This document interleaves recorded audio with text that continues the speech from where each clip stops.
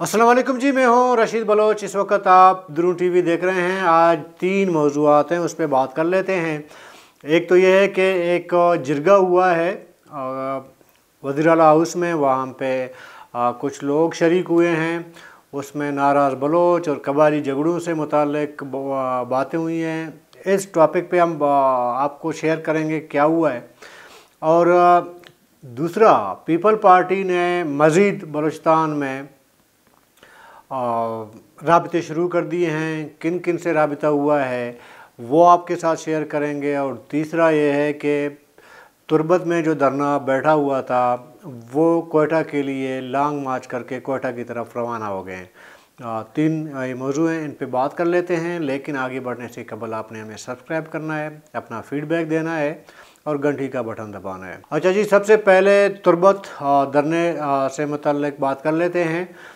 तुर्बत में कोई 12-13 दिन, आज 13वां दिन है कि वहाँ पे धरना जारी है। धरना पता है कि किस हवाले से है। बालाच मौलाबश नाम का नौजवान, उसके साथ 3 लड़के और जिनको लवाकिन का इल्ज़ाम है कि मावराए अदालत कत्ल कर दिया गया है और उसका FIR का मसला बड़ा गंभीर हो गया है और उस वजह से धरना जारी है। लेकिन धरना 13 दिन तुर्बत में बैठने के बाद आज वो तुर्बत से निकले हैं। तुर्बत आज डिस्ट्रिक्ट केच में ही हैं अभी जो मैं आपसे बात कर रहा हूँ। तो उनका दूसरा पड़ाव पंजगूर होगा और तीसरा मेरे ख़्याल में खुशदार। रास्ते में जो जो इलाके आ जाते हैं लेकिन उनका पड़ाव होता रहेगा। लेकिन फाइनली वो कोयटा आएंगे। फिर कोयटा से उनका प्रोग्राम है कि वो एक लॉन्ग मार्च लेके इस्लामाबाद चले जाएँ। तो वो जो अभी उनका मोटो जो है या उनका जो स्लोगन है, उनका जो नारा और मुतालबा है और उनके जो लॉन्ग मार्च का है, वो लापता जो अफराद हैं उनकी बाजियाबी से मुतल्लिक है। उनका मुतालबा ये है कि जो लापता अफराद हैं उनको बाजियाब कराया जाए। तो ये रैली जो है या लॉन्ग मार्च जो है वो निकल चुकी है। तो अगले सेगमेंट पे आते हैं जी। अगला सेगमेंट पीपल पार्टी पे। पीपल पार्टी ने आसिफ अली जरदारी साहब ने 2 दिन, कल के दिन यानी कि 5 दिसंबर को बलूचिस्तान की जो उनकी लीडरशिप है, सदर, जनरल सेक्रेटरी और बाकी जो अहदेदार हैं, उनको बुलाया है लाहौर। क्योंकि आसिफ अली जरदारी साहब जब कोयटा से निकले तो उन्होंने पड़ाव डाला है लाहौर में। तो कोयटा बलूचिस्तान का जो महाज है वो फ़तह करने की कोशिशें अब भी जारी हैं। जब यहाँ पे पीपल पार्टी में कुछ इलेक्टेबल्स, कुछ नोटेबल्स, कुछ मेरी तरह गरीब लोग वो शामिल हो गए। लेकिन इससे शायद पीपल पार्टी को तसल्ली नहीं है। वो तसल्ली इसलिए नहीं है कि नून लीग ने बड़े बड़े जो ब्रिज हैं वो जो है अपने खाते में ले लिए। तो अभी एक कंपटीशन या मुकाबले का रुझान बलूचिस्तान में देखने को मिल रहा है कि नून लीग और पीपल पार्टी के दरमियान एक मुकाबले का रुझान है। और मुझे ऐसा लग रहा है कि शायद नून लीग इतना सीरियस नहीं है बलूचिस्तान से मुताल्लिक, लेकिन पीपल पार्टी बहुत ज़्यादा सीरियस है। नून लीग की लीडरशिप ने आके यहाँ पे जो जो लोग उनके साथ शामिल होने थे, कोई 25-26 लोग थे, उनमें ज़ाहिर है कि सब के सब जो है वो तो इलेक्टेबल्स नहीं है। उनमें चंद एक इलेक्टेबल्स हों, उनमें जाम कमाल ख़ान है और कुछ और लोग हैं। लेकिन 25-26 लोग कहते हैं, 30 लोग, जो मेरे पास लिस्ट आई है शायद 30 लोगों की है, वो शामिल हुए। पीपल पार्टी ने उसके बाद महाज खोल दिया बलूचिस्तान का। यहाँ से भी बहुत सारे लोग पीपल पार्टी में शामिल हुए हैं। इसमें जो डुमकी बिरादरान की अगर बात करें, सरदार डुमकी, वो तकरीबन शायद मैं पहले भी बात कर चुका हूँ कि उनकी शायद सीट जो है वो कंफर्म हो। अगर अपने उसमें भी ये है कि उसमें मुझे, जब हम हलकों के बारे में बात करेंगे तो ये तो इस मौजू पे बात कर लेंगे।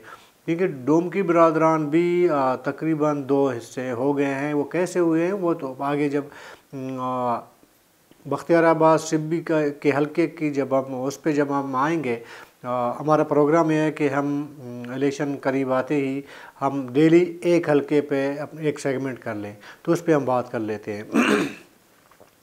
तो अभी इतलात ये हैं कि आपको ये भी याद होगा कि कुछ जो नोटेबल्स हैं, इलेक्टेबल्स थे, उन्होंने बाप के ही साथ वो जुड़े हुए हैं। उनमें खालिद खान मक्सी सदर बन गए। बाकी लोग भी हैं जैसे कि सरदार साले भूतानी, जान जमाली ये हैं। अभी जो इतलात आ रही हैं कि जरदारी साहब ने बलूचिस्तान में 5 लोगों से जो राब्ते शुरू किए हैं, उसमें सरदार साले भूतानी शामिल है, जो ज़ाहिर के इलेक्टेबल हैं, हमेशा अपना हल्के में वो जीत के आए हैं। दूसरा जो है वो जान जमाली साहब हैं, वो भी हमेशा अपने हल्के से कामयाब होते आए हैं। उमर जमाली साहब हैं, वो ज़ाहिर के आते रहे हैं, मतलब उनका फैमिली का चलता है कि कभी कभी ना, यानी कि कभी कामयाब हुए हैं, कभी नहीं हुए हैं। 3 हो गए ये 5 में से, जान जमाली, उमर जमाली, सरदार साले भूतानी, और चौथा है खालिद लांगव साहब। और वो ये दूसरा टर्म है जो गुज़र गया 2023 का। 2 बार वो मुंगचर की सीट से कामयाब होके आए हैं। 5वां जो है वो सरदार यार उमर साहब है। ये 5 बंदों से आसिफ अली जरदारी साहब राब्ते में हैं, और मेरा ख़्याल है, इतला यही है कि नवाब सनाउल्लाह खान ज़हरी को टास्क दिया गया है कि इनको मना लें, इनको साथ मिला लें, इनको ले आएँ और पीपल पार्टी का टिकट कटवा दें। ये टास्क दिया गया है और 5 को मैसेजेस पहुंच गए हैं।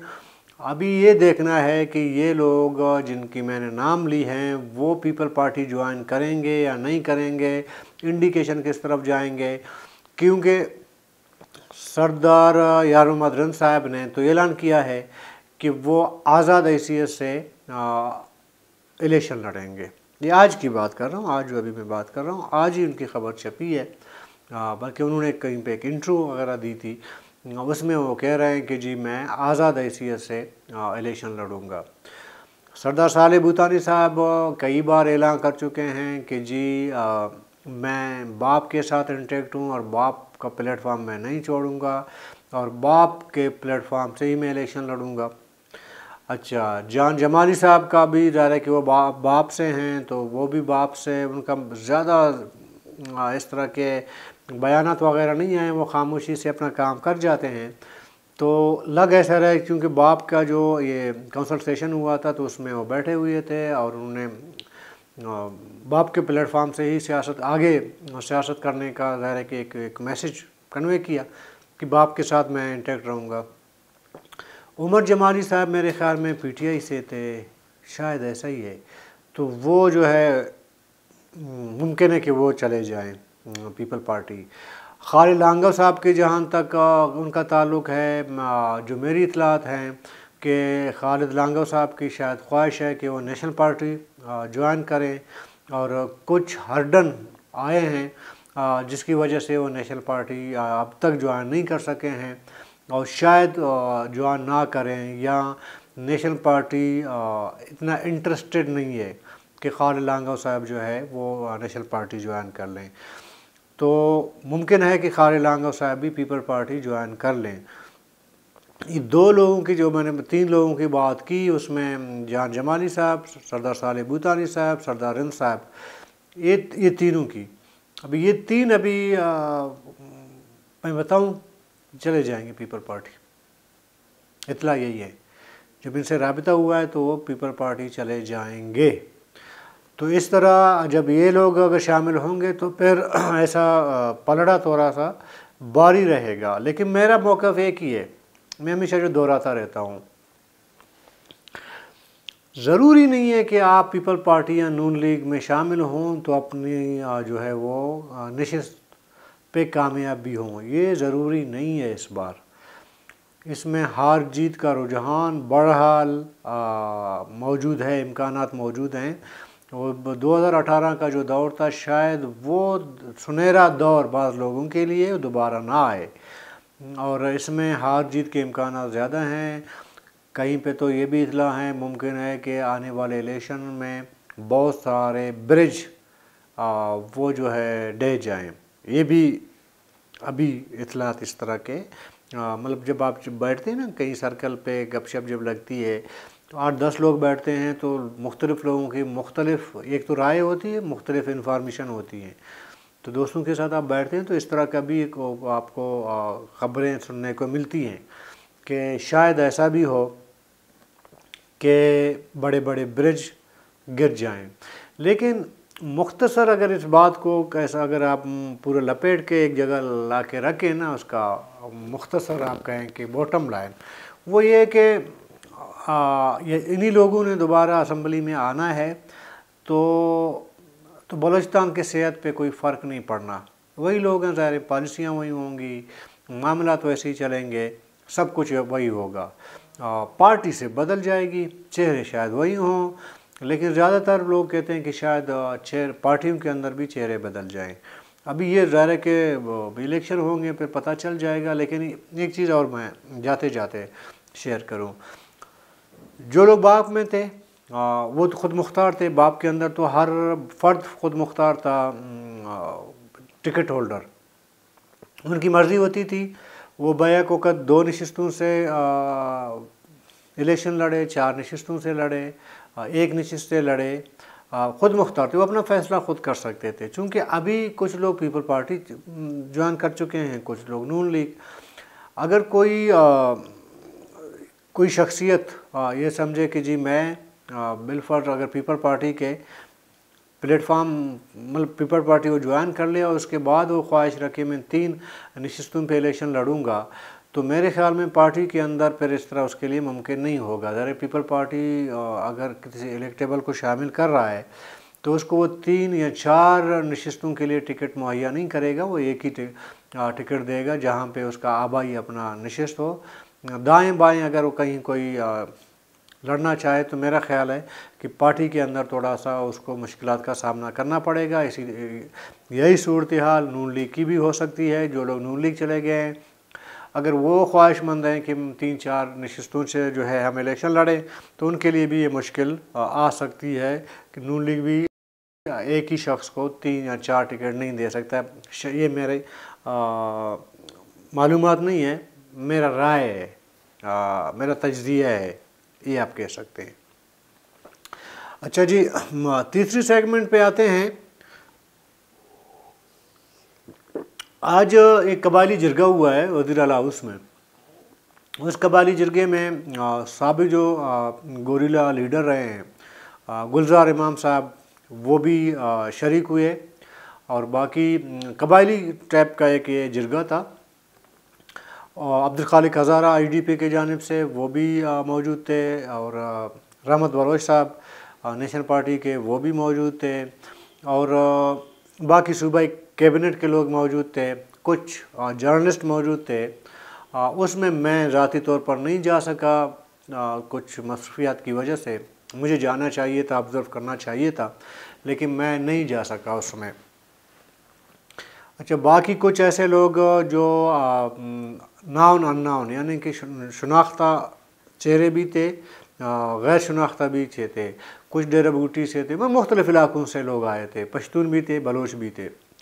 तो इस जिरगे का जो बुनियादी मकसद रखा गया था उसमें ये है कि जो कबायली झगड़े बलूचिस्तान में चल रहे हैं तो उनको हल करने की कोशिश की जाएगी और साथ में वज़ीर आला बलूचिस्तान सफरा डोमिकी साहब ने भी एक मुख्तसर जो तकरीर की, उसमें कबायली झगड़ों के साथ साथ उन्होंने नाराज़ बलोचों को कौमी दायरे में लाने की तरफ भी इशारा किया, बल्कि उसमें कुछ 1-2 अल्फाज उन्होंने अदा भी किए।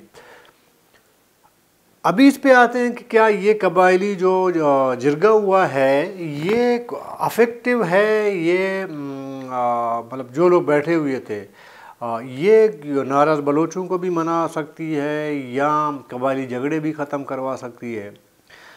अगर ईमानदारी से मुझसे पूछें, किसी भी लारा लप्पा क्या कहते हैं लगी लिपटी के बगैर अगर मैं अगर थोड़ी सी मैं वो मतलब जुर्रत करके बोल सकूं, वो ये है कि ये जो जिरगा है, मेरे ख़्याल में ये जिरगा छोटे मोटे कबायली जो झगड़े हैं शायद उनको हल करने में मददगार साबित हो। ये जो आज का जिरगा है, छोटे मोटे बड़े कबायली झगड़े शायद वो भी ना कर सके। चूँकि मिसाल के तौर पर रैसानी और रिंद का एक झगड़ा चल रहा है, काफ़ी अरसे से चल रहा है, 20 साल शायद हो चुके हैं, 20 साल से ज़्यादा हो चुके हैं। अभी ये कबायली जो जिरगा अगर बैठ गई है, अगर ये चाहे भी, मेरे ख़्याल में ये रिंद और रैसानी का झगड़ा हल नहीं करवा सकता, मेरी राय है। उस तरह के हेवी वेट जो कबायली हैं वो मेरे ख़्याल में इसमें मौजूद नहीं थे, जो जिनको आप वाकई कह सकेंगे जी, मतलब उनकी कबाइल के अंदर एक बहुत बड़ा एक वज़न है, बहुत बड़ी वो यूँ समझें कि अपने कबाइल के चीफ हैं या उनके कबाइल के अंदर उनका होल्ड है। इस तरह का कोई मुझे कबायली शख्सियत नज़र नहीं आया। तो वही बात आएगी कि छोटे मोटे कबायली झगड़े वो हल कर सकते हैं, बड़े शायद ना कर सकें। और मुमकिन है ये पहला जिरगा हो, इसके बाद आगे फिर एक बहुत बड़ा बड़े लेवल का जिरगा हो, फिर उससे बड़े लेवल का जिरगा हो। तो ये मुमकिन है कि इस तरह हो। लेकिन ये जो जिरगा मुनक़िद हुआ, ये इससे मैं ज़ाती तौर पर समझता हूँ कि नहीं, इनसे कोई ज़्यादा मसाला हल करने की तवक्को नहीं रखी जा सकती है। फिर ज़्यादातर इनमें से ऐसे लोग जो कबायली जिन्हें कहा जा रहा है, ज़्यादातर उनमें से ऐसे लोगों का भी ताल्लुक़ है जिनका ऑलरेडी दूसरे कबायलों के साथ झगड़े चल रहे हैं। स्पेशली मैं डेरा बूटी से जो ताल्लुक़ रख रहे हैं या कोलू से जो ताल्लुक़ रख रहे थे या बाकी इलाकों से जो कुछ चेहरे जो मुझे नज़र आए, उसमें चेहरे मतलब मैं मौजूद नहीं था। वो जो वीडियो मेरे पास आया ना, मैं उसकी बात कर रहा हूँ। अभी मेरे नाज़रीन शायद ये समझें कि इसने शुरू में कहा कि जी मैं गया नहीं हूँ, अभी कहते हैं जी मुझे नज़र नहीं है। वो वीडियो की बात कर रहा हूँ। वो शुरू में हमने वीडियो लगा भी दिया, आपने देख भी लिया होगा वो वीडियो।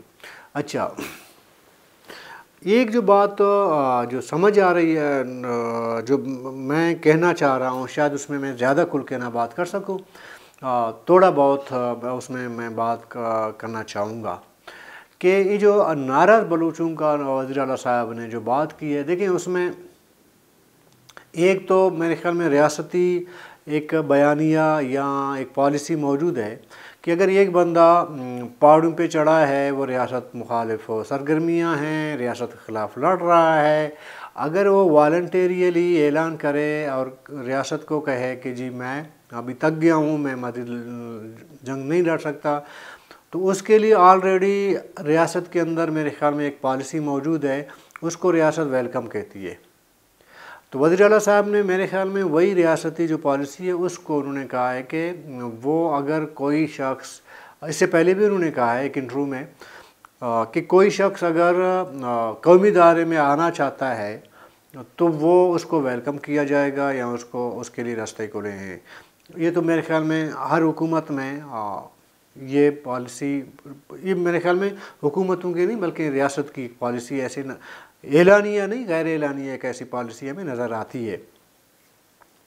लेकिन एक चीज़ जो अगर मैं कहूँगा बरामदा बूटी की, डॉक्टर मालिक बलोच साहब के दौर में एक वफ़द, सरकारी वफ़द और रियासती वो मंशा के तहत उन्होंने खान अफ़कलात और से भी मुलाकात की और बरामदा बूटी से भी मुलाकात की। चूँकि ज़्यादातर फोकस ज़ा रहा है कि बरामदा बूटी की तरफ रखना चाहिए। मैं खान साहब की तरफ भी आऊँगा थोड़ा सा। वो डेलीगेशन एक या दो मुलाकातें शायद हुई है डॉक्टर मालिक बलोच साहब की सरबराही में। बरामदा बूटी से भी मिले, बरामदा बूटी ने मुज़ाकरात की हामी भी भर ली, इस डेलीगेशन से मिले भी। उसमें शायद हैरबियर मरी वो नहीं मिले थे, खान साहब भी मिले थे और बरामदा बूटी साहब भी मिले थे। तो उसमें देखें डॉक्टर मालिक बलोच साहब का जो स्टेटमेंट है या वक्तन फ़वक्तन जो उनके स्टेटमेंट आए हैं उनके बकौल के वो जो बरामदा के अपने जो डिमांड्स थे, मुतालिबात थे, वो तो एक सूबाई हुकूमत भी हल कर सकती थी। अच्छी जाए कि मतलब ये ऐसा डिमांड हो जो रियासत, पूरी रियासत जो है उस पर सर बैठ के जोड़ के बैठे और क्या मानना है क्या नहीं मानना। सिर्फ अगर एक सूबाई हुकूमत मतलब हल कर सकती है, नंबर एक। दूसरा ये है कि कोई भी ऐसा मुतालिबा नहीं था जो आईन पाकिस्तान से मुतसादिम हो। ये जनरल कादिर बलोच से मैंने ख़ुद इंटरव्यू किया है, डॉक्टर अब्दुल मालिक बलोच साहब से भी मैंने इंटरव्यू की। जब मैंने इस हवाले से सवाल किए तो उनका दोनों का तकरीबन जवाब यकसानियत थी दोनों के जवाब में। हाँ, बहरहाल कुल के बाद दोनों ने इसलिए नहीं कि वो कहते हैं कि ये हमारे दरमियान ज़ाहिर है कि वो मुज़ाकराती कमेटी और दूसरे फरीक जिससे हम मुज़ाकरात करने गए हैं, तो वो कुछ चीज़ें ऑफ द रिकॉर्ड अमानत हैं जो एक दूसरा हम शेयर नहीं कर सकते। लेकिन बॉटम लाइन ये है कि कोई ऐसा मुतालिबा नहीं है था बरामदा बूटी का कि उस मतलब मावराए आइन हो, रियासत के आइन के ख़िलाफ़ हो या सूबाई हुकूमत जो है उसको हल कर सकती है। सॉरी, फ़ोन आया। तो फिर मसला कहाँ पैदा हो गया? तो ज़ाहिर कहीं पे तो मसला पैदा हुआ होगा जो बात आगे नहीं बढ़ सकी। मुमकिन है ऐसा भी मुमकिन हो सकता है कि उस टाइम जो हुकूमती डेलीगेशन जा रहे थे या गए थे, उसके बाद भी ये सिलसिला चल रहा हो। शायद ऐसा हो कि दरूनी खाना बरामदा बूटी से मुज़ाकरात का सिलसिला जारी रहा हो और वो मतलब वो मीडिया में पब्लिकली उसको शेयर ना किया गया। मुमकिन है ऐसा हुआ हो, क्योंकि मैं ये बात इसलिए कह रहा हूँ कि डेरा बूटी में एक गैर एलानिया जंग बंदी का एक ऐसे दिखाई दे रहा था कि गैर एलानिया कोई जंग बंदी हो ही है। और एक है दूसरी जो सबसे बड़ी, जो मैं अपने वो इस को अगर मैं जवाज़ दूँ, अपनी इस बात को जवाज़ दूँ, तो उसका ये मैं जवाज़ दे सकता हूँ कि बरामदा बूटी ने अपने अंडर जो मुसल्लह तंजीम थी जो पाकिस्तान में कलअदम है, बलोच रिपब्लिकन आर्मी, वो जो है वो ख़त्म कर दी। तो इससे एज ए जर्नलिस्ट इतलात में नहीं बात कर सकता कि मेरे पास इतलात हैं, ऐसे मैं तज्ज़िया दे रहा हूँ कि बतौर जर्नलिस्ट कि मुमकिन है कि अंदरूनी खाना दोनों के दरमियान, दोनों फरीक़ैन के दरमियान कोई अंडरस्टैंडिंग पैदा हुई हो। अगर मेरे नाज़रीन मुझे फॉलो करते हैं तो उनको याद होगा कि मैंने इस टॉपिक पे बड़े मुहतात अंदाज में 2 व्लॉग्स मैंने किए। मैंने एक बार ये भी कहा था कि तकरीबन मुज़ाकरात कामयाब हो गए हैं और बरामदा बूटी कभी भी वापस आ सकते हैं, नंबर एक। दूसरा, एक गैर मुसद्दिक़ा ख़बर कुछ साल 8 महीने पहले ये भी चली थी कि शायद नवाब बरामदा बूटी साहब का कोई अजीज़ शायद बैरूनी मुल्क वग़ैरह, वो भी शायद पाकिस्तान या कोयटा आए थे, वापस चले गए। तो ये गैर मुसद्दिक़ा अफवाह की बात कर रहा हूँ, तो मेरे पास कोई ऐसी मालूमात नहीं है, मैं अफवाह की बात कर रहा हूँ। इस तरह की अफवाहें भी चली कोयटा में कि वो भी आए थे शायद। तो बर्फ़ दोनों तरफ से पिघलने के एक टाइम पे आसार नज़र आए। अभी क्या वजह है कि वो बर्फ़ आगे जाके पिघली नहीं पूरी तरह?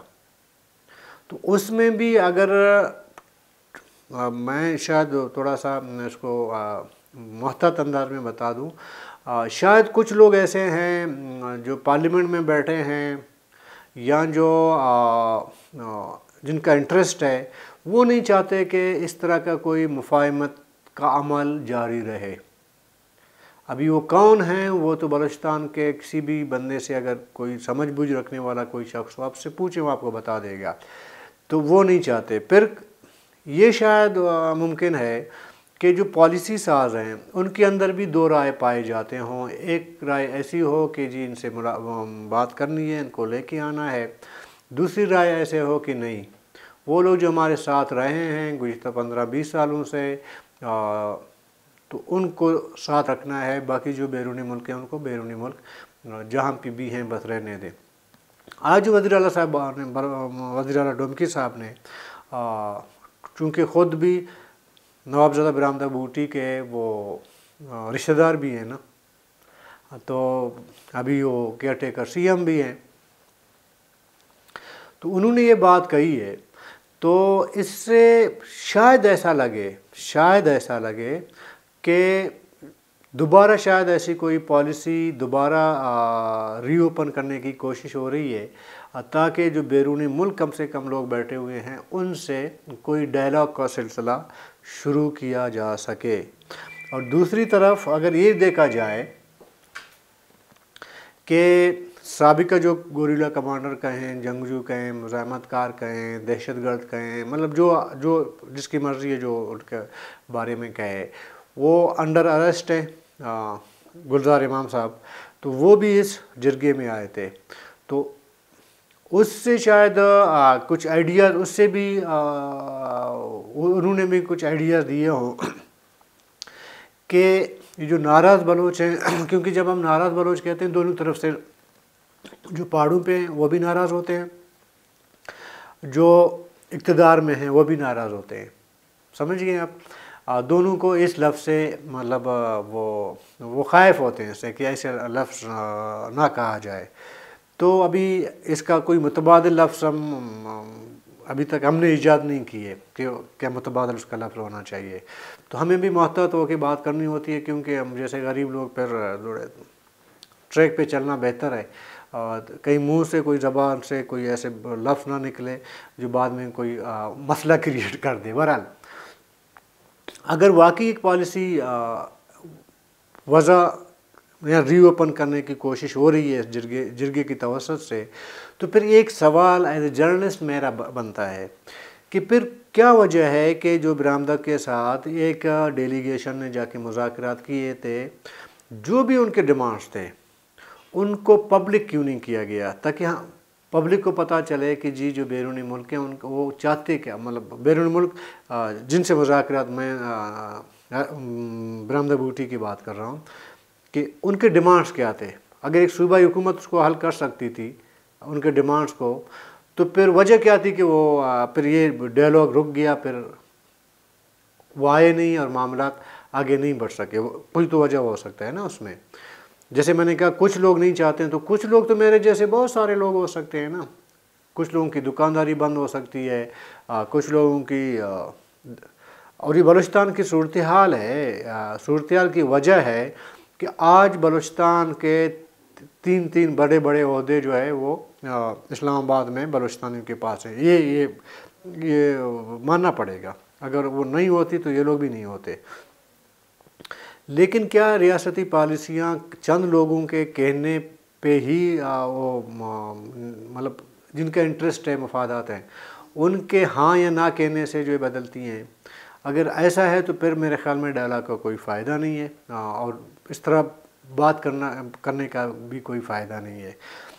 अगर सीरियसली ऐसा कोई इक़दाम उठाने की कोशिश हो रही है तो फिर वो जो पहले जो मुज़ाकरात हुए थे तो उसका कम से कम पब्लिक को बताना चाहिए कि इस हद तक हम गए हैं और आगे हम जाना चाहते हैं।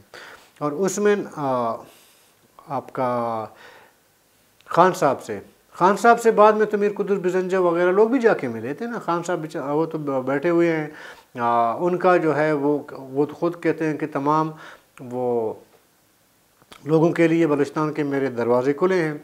तो वो मीर कुद्दुस बिजंजो, खालिद लांगो साहब और नवाब शाहवानी साहब, ये लोग गए हैं। जब भी लंदन गए तो खान साहब से मिल के आए हैं।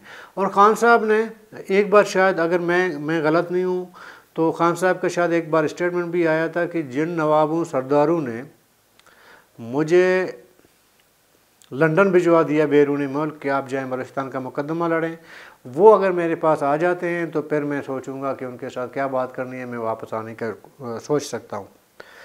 मैंने एक बार खान साहब के हवाले से प्रोग्राम की, बल्कि खान साहब के जानिब से फिर बड़ा रद्द-ए-अमल आया कि हालांकि वो पे तस्दीक हुई कि उसके उस मुज़ाकरात के डेलीगेशन के बाद डॉक्टर मालिक के उसके बाद भी बातचीत रही है फ़्रांस वगैरह में, लंदन में नहीं, फ़्रांस वगैरह इन इलाकों में ये हुई थी। तो क्या हरज है, यानी जो सरदार नवाब कुछ नून लीग में, कुछ पीपल पार्टी, कुछ बाप वगैरह में, इनको भेज दें खान साहब के पास, जी जाएँ लेके आएँ, आपने भेजा था। फिर सब एक बात जो पॉलिटिशियंस है उनसे एक पूछना चाहिए कि ये नवाब सरदार जिन्होंने खान साहब को भिजवा दिया बैरून मुल्क, ज़रा इनसे बात पूछ की कि आपने भिजवा क्यों था, आप तो खुद आके फिर इक़्तिदार में आए, आपने भेजा क्यों था, आपका मकसद क्या था? मकसद शायद यही था कि अगर ख़ान को हम भेजेंगे बाहर, फिर यहाँ जो है हमारे लिए स्पेस बन सकती है, हम कह सकते हैं कि जी देखें हम तो वफ़ादार हैं, ख़ान नहीं था वफ़ादार तो उनको हमने बैरून मुल्क भेज दिया। और ये सोचना चाहिए कि पिछले 15-20 सालों से फ़ायदा किसने उठाया। वो अंग्रेज़ी का मुहावरा है, अभी मैं क्या दोहराऊँ उसको। ये सोचना पड़ेगा कि इन तमाम सूरत हाल 18-20 साल के सूरत हाल पे बलूचिस्तान में फ़ायदा किस तबके ने और किस लोगों ने उठाया। मेरा ख़्याल है कि सबसे ज़्यादा नवाब सरदारों ने उठाया है, सबसे ज़्यादा। तो कुछ और लोग हमारे जैसे गरीब लोग भी उसमें शामिल हैं, लेकिन सबसे ज़्यादा इन्होंने उठाया। तो कल तक के लिए मुझे इजाज़त दें, मेरा फ़ोन भी बार बार बज रहा है। तो कल फिर किसी नए टॉपिक और नए मौजू के साथ हाज़िर हो जाएंगे। तो अल्लाह हाफ़िज़।